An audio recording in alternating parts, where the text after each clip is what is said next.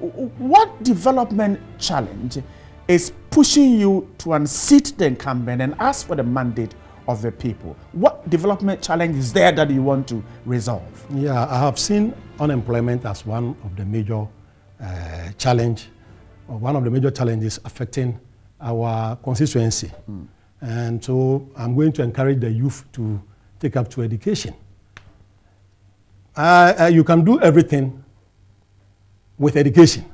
So you encourage those who have been able to, at least you will start and you don't end at the middle. We encourage them to further their studies. If we have to assist through the MP's Common Fund, you will have to. And I've also realized that there are some students too who are very brilliant, but don't have the assistance to further their studies. And with my MP's Common Fund, I think I can do a lot to assist those needy ones. Sanitation too has been a problem, but with the current chief executive in place, I have realized things are changing. I'm still going to liaise with my chief executive and then see how best we can assist the community to become sanitized. Great. Now, you earlier talked about unemployment and that you intend to push education to fix unemployment. Do you know offhand perhaps how many people are unemployed in the constituency and why you think they are unemployed? Yes, I cannot get offhand the figures for those who are unemployed, but I can state to the fact that most of the youth, both male and female, are just hovering around doing nothing. There are some too who may not be able to go to school, but would be able to, at least if you assist them to have some skills, will be able to fend for themselves. Right. Yes. And you say you're going to use education to resolve this? Yes, education will be part of it. And then the other one too is to also encourage them to access some facilities, or let me say, some facilities that the government has been able to put in place, like Maslog, and then and other things, for them to be self-sustaining than to be always dependent on many jobs. Jobs in doing. Yeah. Now, talk to me. Let's stay with education. Now, if you say you want to use education to deal with the problem of unemployment, tell me step by step how this can be achieved. Education starting from when, and how do people just get education and then get employed? Because we know a lot of graduates who are unemployed. Explain this to me. Yeah, if you are able to assist people to further their education, you can come out being a graduate. But that does not necessarily mean you have to be working at the formal sector. And if you are able to acquire skills at the university level, at least, or at the HND level, that is the polytechnic level, you can come out and establish your own job, or become entrepreneurs. And you can only do that through also assessing some facilities that the government have made it available for the public. And that is what you intend to do? Yes. In terms of education in the constituency, infrastructure, in terms of staffing, in terms of logistics, your government is in power. What is the level of all this by way of education in the New Juaben South constituency? I think we've had a lot of development under the NDC government. We've done a lot at the basic level, at the senior high school level, and even at the university level. Currently, the government is in the process of even turning the polytechnics into technical universities, and Kufuria Polytechnics happen to be one of the polytechnics who are going to benefit. And I'm sure it is, if this thing is implemented as promised by the president, more courses are going to be taken care of when it is turned into a technical university. And so, in terms of infrastructure, in your constituency, let's look at the basic level. Let's look at the secondary level. Is it the kind that you think provides what is needed, or perhaps you see some inadequacies? And how do you intend to use your lobbying powers as a member of parliament to get these things fixed by way of infrastructure at the basic and secondary school level? Yeah, a lot has gone on under the NDC government since the NDC came into power. I can speak to so many development projects in education concerning schools, especially. If you go to places like the Presby Primary, we have a 6 classroom block built under this NDC government. If you go to the Adan, that is Koforia Secondary School in Adan, we have a 12-unit classroom block built by this government. We have a 6 classroom block at the new Juaben Senior High School. And then when you go to Presby E, that is around Ogwa. Ogwa is a suburb of Koforia. There is a 6 classroom block built by this NDC government. There is also a 6 classroom block built at Srodai in Koforia for the Reverend Father Lenient Primary School. We've had a 6 classroom block for St. Pomiansa Primary, a 2-story dormitory block for the new Juaben Senior High School, and then Anakweku Boateng School has also benefited from a 6 classroom block. If I say I'm going on, I will go on and I'll go on and go on. We've done. And these are what you intend to build on? Yes, yes. To build on from there, where we have gotten to now.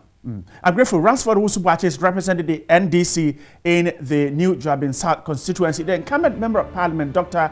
Esibe Yeboah, failed to turn up for this conversation. This is +275 from the Election Command Center. We told you we are the specialists. Mr. Wachi, let's move on to some other areas. Koforia is a cosmopolitan community, and one key thing you notice when you are in that community is congestion. Everywhere the streets are choked, vehicles are parked at places that are not convenient. Now, how well is the Assembly managing affairs in the main town, the district, the capital of the constituency? And perhaps when you get the mandate of the people, how do you intend to use this mandate to help the Assembly to deal with the difficulties of congestion in Koforia? Yeah. Like you have said, the congestion in Koforia is due to one major factor. That is people plying their wares in the streets, like you said earlier. And since NDC came to power, that is from Professor Mills' time up to this time, the Assembly has taken it upon itself to build markets, stores for these people to go in to ply their wares. And I think it is a plus for the NDC government in Koforia. It is the NDC government which has been able to do some of these things. If you go to the main lorry station, that is Accra,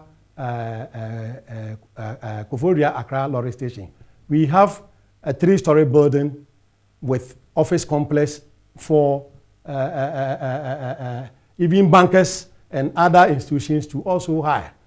There have been pavement blocks all over. If you go, as I speak now, if you go to the Koforia whole lorry station, there is about 128 store units being built under this dispensation. And these are to decongest the city? Yes, because you know when people ply their wares in the streets and you want to move them to sanitize the area, you would have to find places, alternative places for them.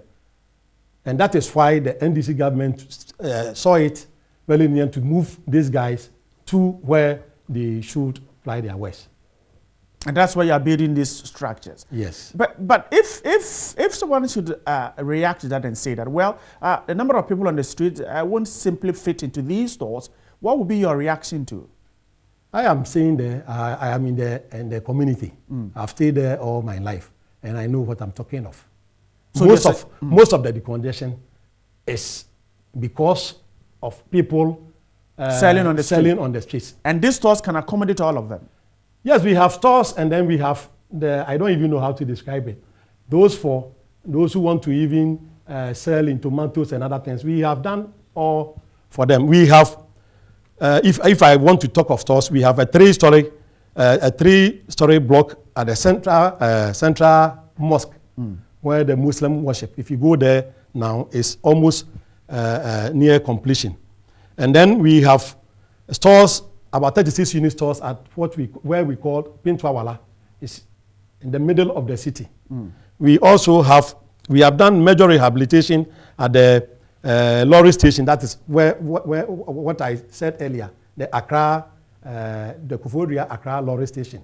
There has been a lot of improvement there. If you happen to be in Koforidua in the early 90s, you realize there have been changes since NDC and President Mills and President Manama took over the reign of government. And that is what you are riding on? Yes, yes. Right. So we have done a lot for the municipality in terms of this infrastructure that we're talking of. We've done a lot. What do you think, perhaps, the incumbent member of parliament, now, if the NDC government has done all that by way of bringing development or lobbying for development for the constituency, then it suggests that the incumbent member of parliament had virtually done nothing. Is that what you want to say? I cannot say he has done nothing. He might have done something, but there is more room for improvement. And I think if I'm elected or if I'm given the nod, I'm going to improve on what he has been able to do. I am thinking he could have done better with the about almost 4 years in parliament. He could have done better than what he has done now. And you think that if given the opportunity, you will do more than what he has done? Yes. Right. Now, personally, talk to me. How have you, as an individual, supported the constituency in such a way that the electorate should give you your mandate? I'm not talking about what your government has done, but as an individual, Ransford Owusu-Boakye, how have you supported the constituency in sending their problems, their challenges to the appropriate quarters for redress, so that the electorate should vote for you to represent them in parliament? If I say I'm going to talk about this, I think we'll be short of time. I have not been a member of parliament. I'm just a candidate. But day in, day out, people come into my house for assistance. And I try to do what I could to at least assist them. Since I'm the Eastern Regional Coordinator of NADMO. Right. Yeah, since I became the regional coordinator, I realized there were, like I said, most of the youth were just hovering around. Most of them have even completed secondary education and tertiary education. I had to use my office to accommodate some of them, employ some of them. And I think it is one major achievement that I can even boast of. I did it not that I am the appointee, but I facilitated their appointments, recommended some of them to my national coordinator to be appointed. And I did that not on partisan basis. The generality of Koforidua was my interest. And so you have not only recommended members of your party to be appointed. No, I do that. I only do that on merit. If you merit it, I will just try and then assist. And you're sure if your opponent was here, he would have indeed agreed to what you just said, that your recommendations have not been done on partisanship. Yeah, I wish he was here to attest to what I'm saying. And I'm sure he's even aware of what I'm putting across. You've been NADMO boss for quite some time. Yeah. Does it suggest that perhaps it is because of your office that is why you have the upper hand in doing these things? Is that not an argument someone can make? Not necessarily. It has never been the case. It has never been the case. Even before becoming a NADMO officer, I was with the people. I am the type who has always been with the people. And my doors are always open for people to come in. Where I can assist, I assist. Where I cannot, I try to seek assistance from where I should. Yeah. Let's talk about the work of the assembly, the work of the member of parliament, and the work of traditional leaders in the constituency. Yeah. How has this enhanced development in New Juaben South? The member of parliament, the district assembly, the traditional leaders. Do you see some friction between the member of parliament because he's not from the ruling party? And how have they worked together? Now you are coming in, assuming that your party loses power and you get elected. How do you intend to use this space to, of course, bring in the development that you have promised the people of the constituency? I cannot say there has been any friction between the member of parliament and then the assembly. That one, for sure, I have not seen that. I have not seen that. But like I said, I am going to build on that. I'm going to build on that and bring all those who matter, like the traditional authorities, the assembly members. I always think we, as a member of parliament, you should be able to relate very well with the assembly members because they are on the ground. They are on the ground and they know what is happening or what their electorates need. If you are able to interact with them most of the time, your work as a parliamentarian will not be that much. Because, like I said, you can even be in Accra and these guys will be working for you.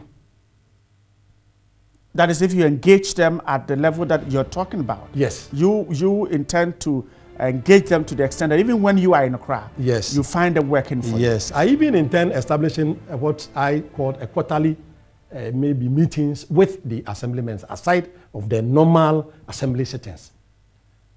Now, talk to me about this. Yeah. Now, some have suggested that as members of parliament, your mandate is to come to Accra and carry the views of your constituents on laws, on lawmaking to Accra and onto the floor of parliament.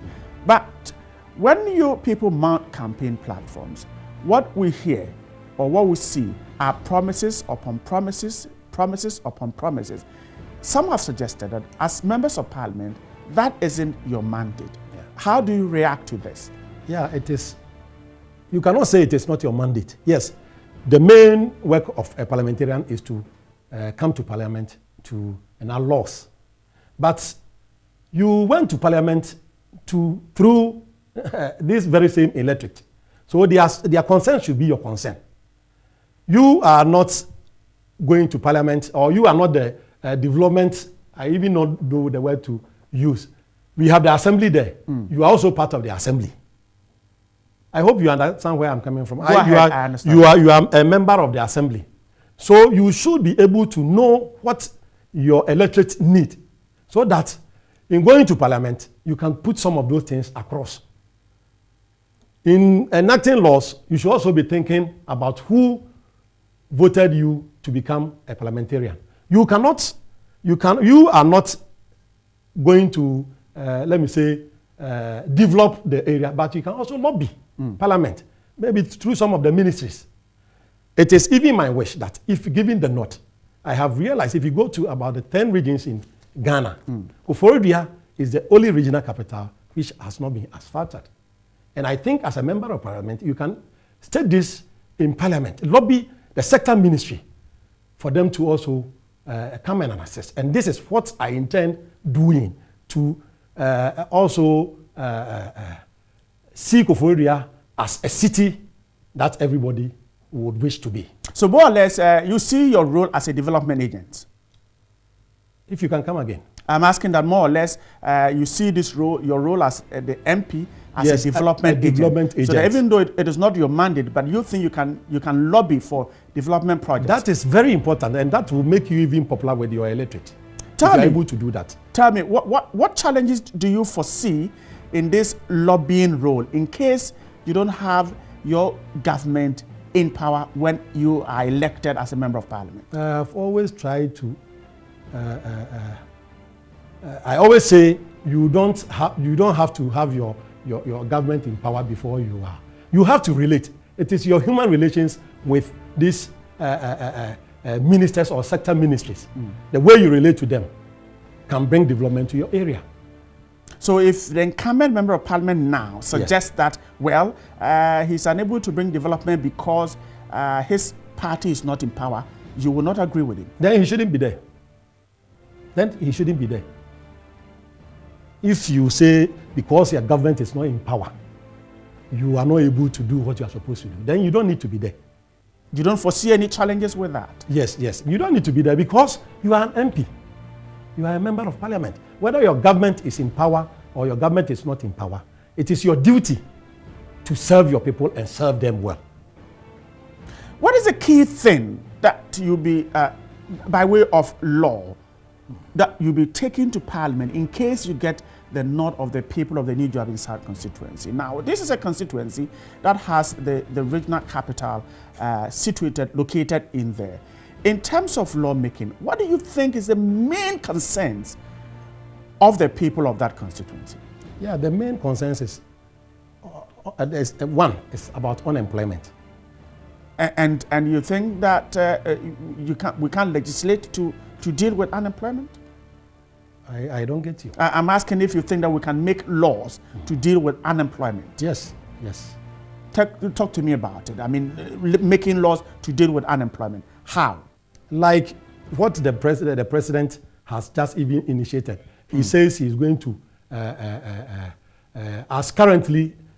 as we speak now, almost about 120,000 youth are being recruited under the youth employment program. So you can speak to some of those issues.